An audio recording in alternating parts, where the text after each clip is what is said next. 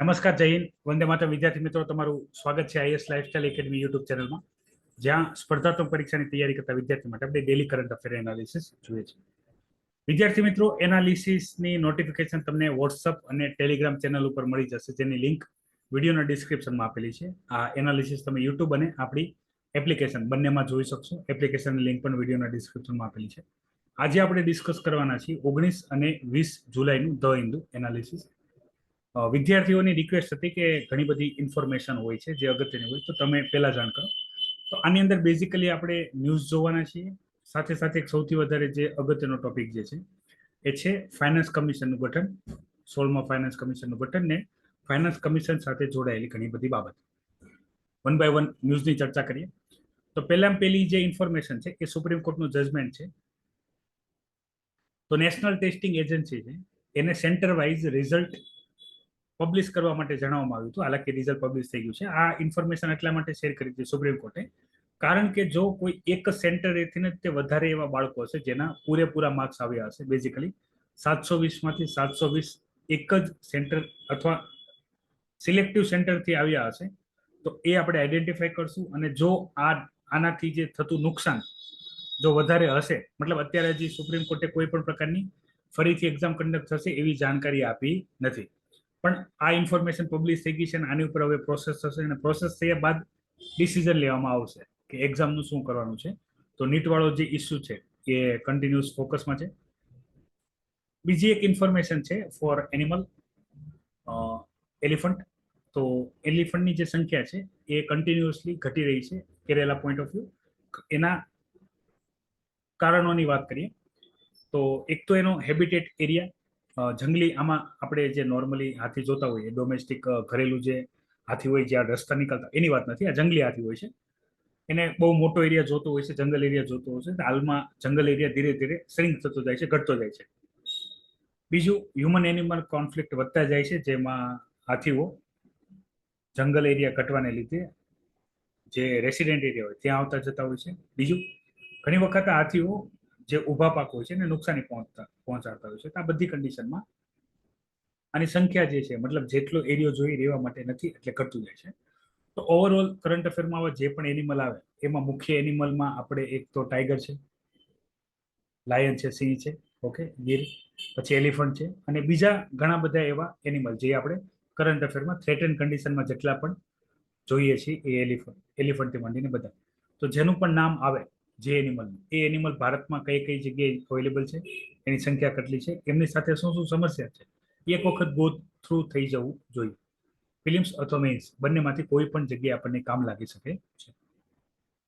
અસમને લઈને ઇન્ફોર્મેશન આપેલી છે, મેરેજને લઈને, ચાઇલ્ડ મેરેજને લઈને સ્પેશિયલાઇઝ.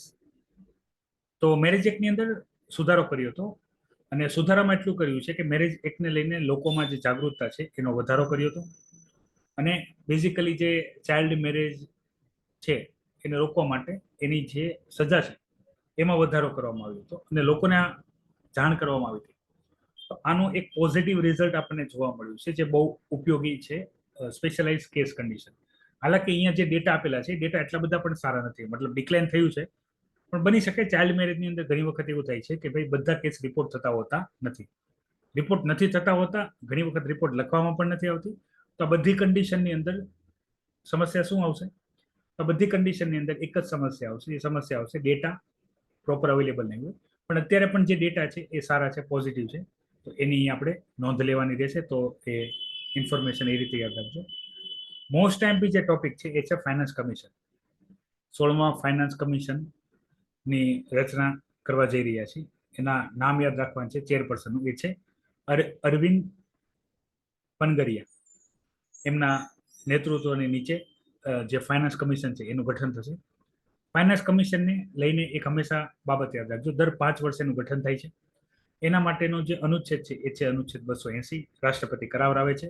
ફાઇનાન્સ કમિશન એનો રિપોર્ટ પ્રસ્તુત કરશે, જે રાષ્ટ્રપતિ પાર્લામેન્ટમાં રજૂ કરાવશે. બેઝિકલી ફાઇનાન્સ કમિશનનું કામ છે શું?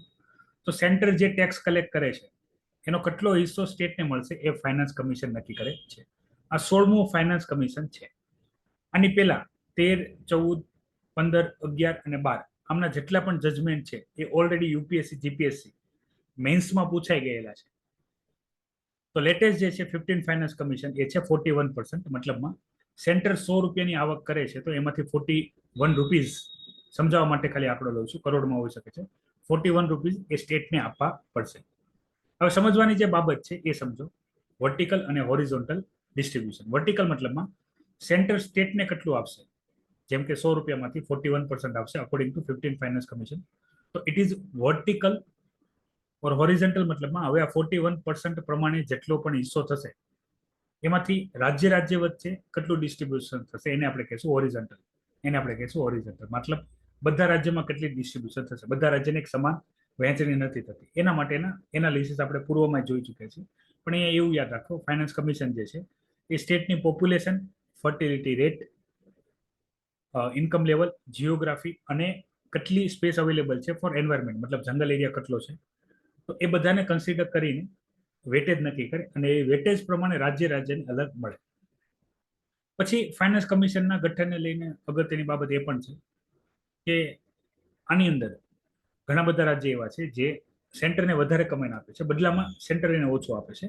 તો આ ઓછું આપવાનું કારણ જે છે એ આ ફેક્ટર છે. વર્ટિકલ હોરિઝોન્ટલ ડિસ્ટ્રીબ્યુશનની અંદર, સ્ટેટ ડિસ્ટ્રીબ્યુશનની અંદર જે રાજ્યને વધારે જરૂર હશે ફંડિંગની, તો એને વધારે ફંડિંગ પ્રોવાઈડ કરવામાં આવશે. અને જે રાજ્ય સદ્ધર હશે, મતલબ ઇકોનોમિકલ એક્ટિવિટી સારી છે, ડેવલપમેન્ટ સારું છે, દરેક વસ્તુ, તો એને થોડોક ઓછો હિસ્સો મળશે.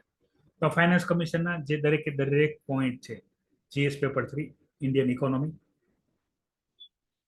એની અંદર મોસ્ટ એમપી છે ફાઇનાન્સ કમિશનનું જેટલા પણ આવે. હવે ફાઇનાન્સ કમિશનનું ગઠન અત્યારે 2024માં થયું છે. ફાઇનાન્સ કમિશન રિપોર્ટ પબ્લિશ કરી શકશે 2026માં, 2 વર્ષ સુધી સ્ટડી કરશે અને પછી રિપોર્ટ પબ્લિશ કરશે. મોસ્ટ ઓફ કેસમાં એવું થાય, જ્યારે એને લાગુ કરવાનું હોય એના 2 વર્ષ પહેલા એનું ગઠન થઈ જાય, એટલે 2 વર્ષ સુધી એ સ્ટડી કરે અને પછી કંઈક જજમેન્ટ આપે, જે જજમેન્ટ લાગુ કરવાનું. આની સિવાય ફાઇનાન્સ કમિશન ઘણા બધા એડ એન્ડ એડવાઇઝ આપે છે. એ એડવાઇઝ માનવા માટે સરકાર બાધ્ય નથી હોતી.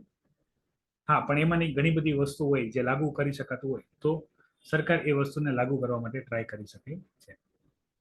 હાલમાં ઓપોઝિશનમાં કોંગ્રેસ પાર્ટીએ મિનિમમ વેજીસ 400 રૂપિયા માટે ડિમાન્ડ કરેલી છે.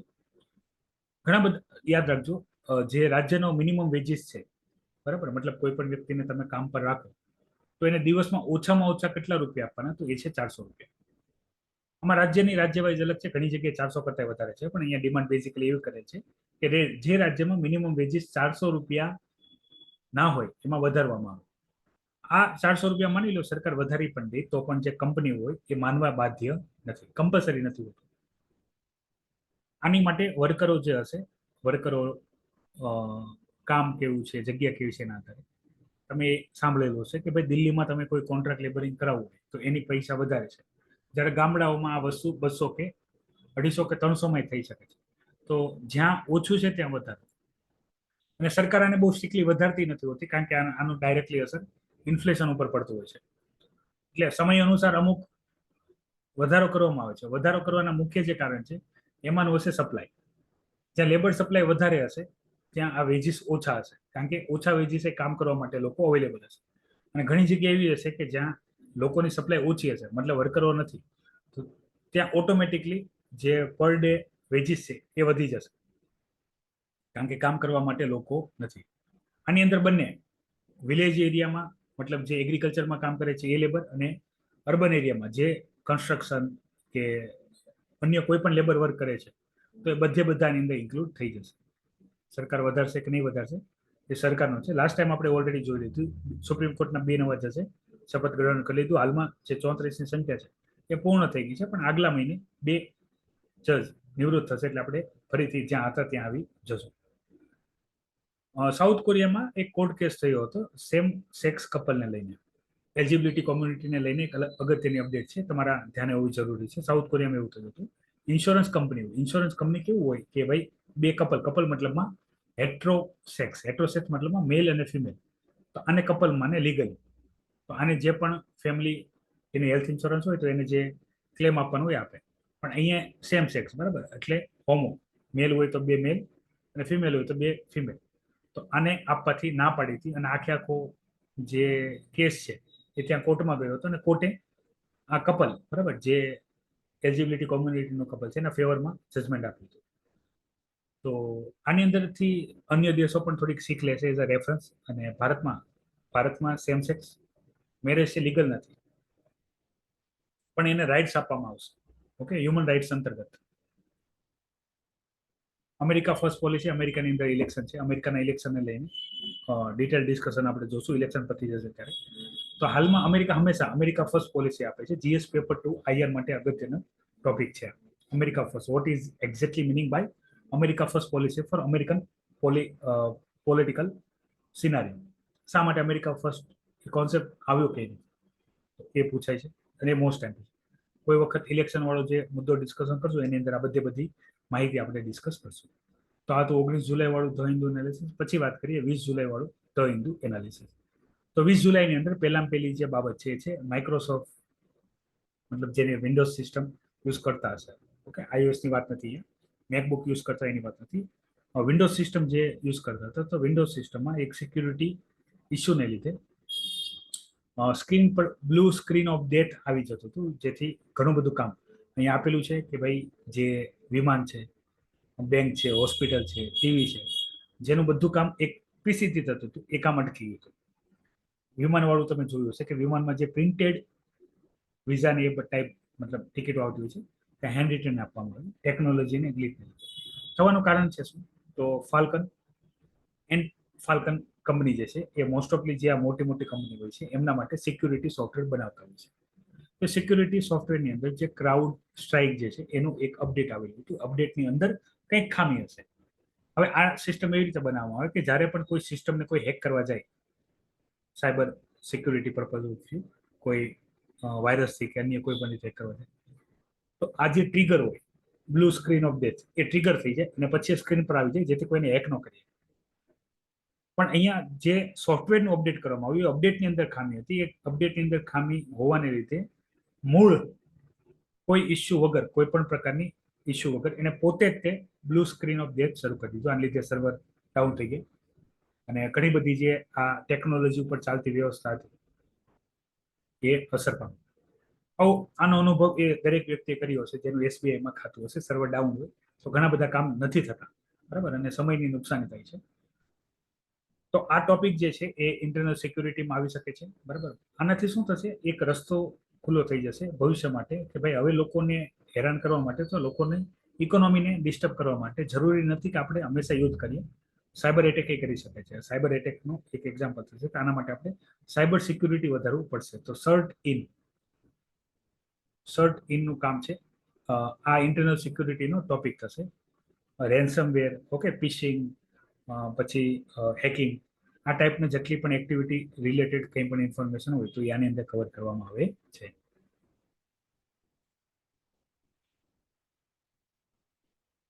પછી સૌથી વધારે અગત્યનું જે છે ડેટા પોઈન્ટ ઓફ વ્યૂ, એક એનાલિસિસ સમજો. ભારતમાં હાલમાં જે અનએમ્પ્લોયમેન્ટ રેટ છે સૌથી ટોચ ઉપર છે અને ઇટ ઇઝ ઇન 9.2%. 9.2%, મતલબ 7% થી લઈને 9.2% અનએમ્પ્લોયમેન્ટ રેટ છે, વધારે છે. હવે અહીંયા આરબીઆઈ એવા ડેટા આપેલા છે કે ભાઈ 3 થી મતલબ એપ્રોક્સિમેટ ડેટા આપેલા છે અને આ ડેટા કન્સિડર કરવા કે ના કરવા એ એક ચિંતાનો વિષય છે કે 8 કરોડ જોબ ક્રિએશન ગવર્મેન્ટે કરેલું છે, બધું થઈને. It's not a small number. અને આની અગાઉ મતલબ અન્ય જે ઇન્ફોર્મેશન છે ઇન્ફોર્મેશનમાં એવું કરવામાં આવતું, આ તો એ જોબ છે જે ડાયરેક્ટલી ક્રિએટ કરેલી હતી, મતલબ વેકેન્સીના આધારે. ઇનડાયરેક્ટ જોબ્સ, મતલબ સરકાર જેટલું કેપિટલ એક્સપેન્ડિચર કરતું હોય, રોડ, રસ્તા, બીજું બધું. માની લો કે આપણે માની લઈએ સ્ટેચ્યુ ઓફ યુનિટીનું નિર્માણ કર્યું સરકાર, તો સ્ટેચ્યુ ઓફ યુનિટી નિર્માણ કરવાને લીધે ડાયરેક્ટ જોબ માનો કે 100 હોય તો ઇનડાયરેક્ટ જોબ એનાથી વધારે હોય, મતલબ transportation, hotel business, food business, આ બધું એક્સપાન્ડ થતું હોય. તો આ તો 8 કરોડ ડાયરેક્ટ જોબ છે. આની સિવાય પણ ઘણી બધી જોબ ક્રિએટ થઈ છે. તો ડેટા ઉપર ભરોસો કરવો કે અનએમ્પ્લોયમેન્ટ અત્યારે જે આપણે જોતા હોય એના ઉપર ભરોસો કરવો, તો એક એ ચિંતાનો વિષય છે. હવે અહીંયા યાદ રાખજો, અહીંયા જે ડેટા લેવામાં આવે છે, ડેટા પ્રસ્તુત કરવામાં આવે છે, એના માટે એક પર્ટિક્યુલર કોઈ ફ્રેમવર્ક નથી. કેટલા લોકો એમ્પ્લોય છે, કેટલા નથી, બેરોજગાર કેટલા છે એના ડેટા પણ પ્રોપર હોતા નથી. કારણ કે એનું કારણ હોય, તમે જો અનએમ્પ્લોયમેન્ટ, બેરોજગારી વાળા ટોપિક ભણ્યા હશો, અનએમ્પ્લોયમેન્ટ વાળા, તો એની અંદર એવું હોય બે પ્રકારના બેરોજગાર. એક એવા બેરોજગારમાં બેરોજગાર ગણવામાં કોને આવે છે? તો જેની ઉંમર વર્કિંગ એજની અંદર આવતું હોય, તો આપણે એવું માની લઈએ 15 થી લઈને 60 થી નીચે જ હોય છે, પણ આપણે 60 લઈ લઈએ, તો આ પોપ્યુલેશનને વર્કિંગ પોપ્યુલેશન ગણાવશે. આની અંદર જે લોકો કામ કરવા માંગે છે અને કામ નથી મળતું એને જ બેરોજગાર ગણવામાં આવશે. એ ડેટા આ છે, એ ડેટા અહીંયા આ જે 9.2 છે એમાં હશે. પછી માની લો કોઈ વ્યક્તિ સેલ્ફ એમ્પ્લોય છે, અથવા કોઈ વ્યક્તિ ગવર્મેન્ટ જોબની તૈયારી કરે છે, એને જોબ જોતી નથી, તો એ બધું આની અંદર ગણાશે નહીં. અને અહીંયા મતલબમાં સરકાર જોબ ક્રિએશન માટે, આપણા માટે પહેલા તો એક આ સૌથી મોટી સમસ્યા છે, બેરોજગારી જે છે, કેટલા લોકો અનએમ્પ્લોય છે એ નક્કી કઈ રીતે થાય છે એ પણ પણ આપણને એ નથી પૂછાતો. આપણને પૂછાય છે કે બેરોજગારી દૂર કઈ રીતે કરી શકાય છે. તો બેરોજગારી દૂર કરી શકાય છે રોજગારનું સર્જન કરી. રોજગારમાં સૌથી મહત્વની ઘણી બધી સ્કીમો છે. એમાંની એક છે મનરેગા, જેમાં રૂરલ એમ્પ્લોયમેન્ટ મળે છે 100 દિવસ માટે. બીજું, સરકાર શું કરે કે સૌથી વધારે લોકો કયા સેક્ટરની અંદર રોજગાર માટે મહેનત કરે છે, તો એ છે એગ્રીકલ્ચર, પ્રાઇમરી સેક્ટર. તો સરકાર આની અંદર જે લેબર વર્ક કરે છે, જેની પાસે અનસ્કિલ લેબર છે, બેઝિકલી એને સ્કિલ લેબર બનાવે અને કંપનીની અંદર મોકલે. અત્યારે મેઇન જે ઇસ્યુ છે, ઇસ્યુ એ જ છે કે કંપનીને જે સ્કિલ વર્કર જોઈએ છે એ ભારત પાસે નથી. ડિગ્રી વાળા છે ને વગર ડિગ્રી વાળા. તો સ્કિલ લેબર બનાવે એના માટે અટલ ઇનોવેશન, અટલ મિશન દ્વારા જે ઓલરેડી પ્રાઇમરી સેક્ટરમાં જેટલા પણ વર્કરો છે એને શિફ્ટ કરે. હવે આની અંદર ડેટા તમારે તૈયાર કઈ રીતે કરવાનો છે બેરોજગારી? તો બેરોજગારી ડેટાના સૌથી પહેલા બે પાર્ટ પડશે. એક પડશે અર્બન, એક પડશે રૂરલ. અર્બનમાં અને રૂરલમાં બંનેમાં પાછા બે ભાગ પડશે. એક આવશે મેલ અને ફિમેલ, મેલ અને ફિમેલ. સેમ આવી રીતે તમે ડેટા બનાવી શકો છો. એજ્યુકેશનમાં અર્બન લિટરેસી રેટ કેટલો છે, રૂરલ લિટરેસી રેટ કેટલો છે, એમાં મેલ ફિમેલ કેટલો છે, અને સરકાર આ લોકોને બેનિફિટ આપીને સ્કિલ વર્કિંગ દ્વારા વધારે એમ્પ્લોયમેન્ટ જનરેટ કરાવે. તો મોસ્ટ ટાઈમ પી છે અનએમ્પ્લોયમેન્ટ, અને એને લઈને અહીંયા ડેટા આપેલા છે. ડેટા તમે યુઝ કરી શકો છો, પણ આ ડેટાની ઓથેન્ટિકેશન ઉપર પણ સવાલ ઉઠે છે, જેનો જવાબ લગભગ સરકાર પાસે પણ નહીં હોય કે ડેટા કઈ રીતે કલેક્ટ કરવામાં આવે છે.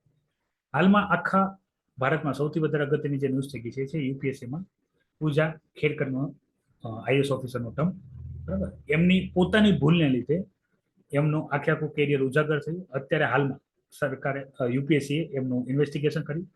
મલ્ટિપલ ટાઈમ યુપીએસસી એટેમ્પ આપવાનો કેસ દાયર કર્યો છે. લગભગ આઈએસ ઓફિસર નહીં રહી, રિમૂવ થઈ જશે. પણ આના લીધે જે સિસ્ટમ, બરાબર, યુપીએસસી પ્રોસેસમાં કોઈ ખામી નથી, એક્ઝામ પ્રોસેસમાં કોઈ ખામી નથી, પણ આની એક લૂપહોલ, મતલબ આવા લૂપહોલથી કેટલા લોકો ઓલરેડી આઈએસ બની ગયા છે એની હવે ઇન્વેસ્ટિગેશન થઈ શકશે. ક્રાઉડ સ્ટ્રાઇક વાળો ઓલરેડી આપણે શરૂઆતમાં ડિસ્કસ કરી લીધું છે, તો એને લઈને અહીંયા ડિટેલ ઇન્ફોર્મેશન આપેલી છે જે મેં તમારી સાથે ડિસ્કસ કરી છે. જો તમે આઈટી તમારું બેકગ્રાઉન્ડ છે તો તમે ડિટેલમાં વાંચી શકો છો, અધરવાઇઝ તમે આ સ્કીપ કરી શકો છો. પૂજા ખેડકર ઉપર ડિટેલ એનાલિસિસ વિડીયો ટૂંક સમયમાં આપણી યુપીએસસી, મતલબ યુપીએસસી સ્કેમ કરીને જે વાયરલ થાય છે એ વિડીયો આવશે, તો એ તમને એની અંદર બધી ડિટેલ આવી જશે. હકીકતે યુપીએસસીમાં સ્કેમ થયો છે કે નથી થયો.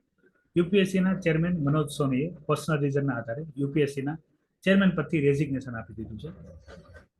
આપણા માટે કામનું છે યુપીએસસીના મેમ્બર અને ચેરપર્સન. તો યુપીએસસીમાં કેટલા મેમ્બર હોય છે? તો 9 થી લઈને 11 મેમ્બર હશે, જેમાં એક ચેરપર્સન આવી ગયા. એની નિયુક્તિ પ્રેસિડેન્ટ કરે છે. એને પદ ઉપરથી દૂર કરવાનો પાવર પણ પ્રેસિડેન્ટ પાસે છે. અનુચ્છેદની વાત કરીએ તો આર્ટિકલ 315 થી લઈને 323 ની અંદર આનો ઉલ્લેખ જોવા મળશે. અને હાલમાં મતલબ આ એમને પોતે રેઝિગ્નેશન આપીને પદ ઉપરથી દૂર થયા છે, નકર રાષ્ટ્રપતિ દૂર કરશે. રાષ્ટ્રપતિ દૂર કરે છે એના મિસબિહેવિયરને લઈ. હવે જે સ્ટેટ પીસીએસ હોય છે, મતલબ રાજ્યની જે ભરતી બોર્ડ હોય છે, અહીંયા આપણે જીપીએસસીની વાત કરીએ તો જીપીએસસીના જે મેમ્બર હશે એ જીપીએસસીમાં ચેરમેન બની શકે છે. જીપીએસસીના ચેરમેન યુપીએસસીમાં મેમ્બર બની શકે છે. યુપીએસસીના મેમ્બર ચેરપર્સન બની શકે છે. પણ એકવાર જે ચેરપર્સન બની જશે એ ભવિષ્યમાં ભારત સરકારની કોઈ પણ પોઝિશન ઉપર જઈને શું નથી કરી શકતા? તો જોબ અટેન્ડ કરી શકતા નથી. તો મુખ્ય અગત્યની જેટલી પણ ન્યૂઝ છે એની ચર્ચા તમારી સાથે થઈ ગઈ છે. યુપીએસસી વાળો તમે જો પોઈન્ટ તૈયાર ન કર્યો હોય કોન્સ્ટિટ્યુશનલ બોડીમાં, પોલિટીમાં, તો કરી લેજો. મેમ્બર કેટલા હોય, દૂર કઈ રીતે કરી શકાય, ચેરમેનને દૂર કરવાની પ્રોસેસ શું છે, અને અન્ય બધી માહિતી. તો વિદ્યાર્થી મિત્રો, આ 19 અને 20 જુલાઈ ધ હિન્દુ લેંગ્વેજમાં એટલી જ અગત્યની માહિતી હતી. અને નિયમિત રૂપથી કરંટ અફેરની નોટિફિકેશન મેળવવા માટે તમે આપણા ટેલિગ્રામ અને વોટ્સઅપ ચેનલને પણ જોઈન કરી શકો છો. તમને બધાને ગુરુ પૂર્ણિમાની શુભેચ્છાઓ. તમારા બધાના જીવનમાં બરાબર વધારે ને વધારે તમને સફળતા મળે અને તમે આગળ વધો અને બીજા માટે ઉપયોગી બનો. તો એટલી જ માહિતી સાથે હું આજે તમારી સાથે રજા લઉં છું. જય હિન્દ, વંદે માતરમ.